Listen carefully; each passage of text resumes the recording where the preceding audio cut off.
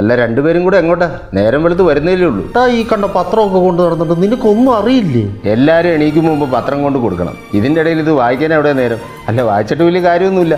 മനുഷ്യന് സന്തോഷം തരുന്ന ഒരു കാര്യം ഇതിനകത്ത് കാണില്ല. അതും ശരിയാ.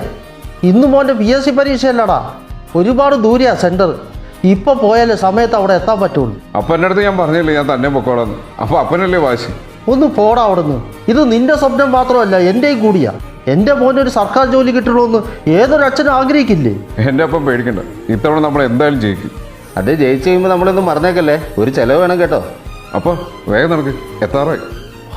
എന്തൊരു വെയിലാടാ, അപ്പന് ഒട്ടും വയ്യ.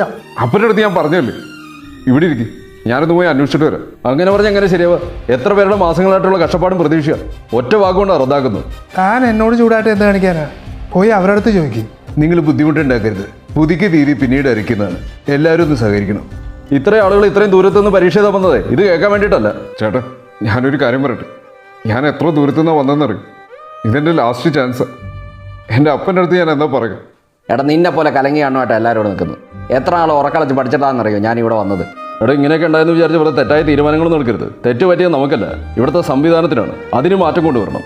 ഒരു പരീക്ഷ റദ്ദാക്കുമ്പോൾ റദ്ദാക്കുന്നത് ഒരു ചോദ്യ പേപ്പർ മാത്രമല്ല, മാസങ്ങളോളം ഉറക്കം കളഞ്ഞ് പഠിച്ച ഒരു കുട്ടിയുടെ പ്രതീക്ഷയും അവനെ വിശ്വസിച്ച ആ കുടുംബത്തിൻ്റെ സ്വപ്നവുമാണ്. തെറ്റുകൾ സംഭവിക്കാം, പക്ഷേ അതിൻ്റെ ഭാരം ചുമക്കേണ്ടി വരുന്നത് നിരപരാധികളായ ഉദ്യോഗാർത്ഥികളാകരുത്.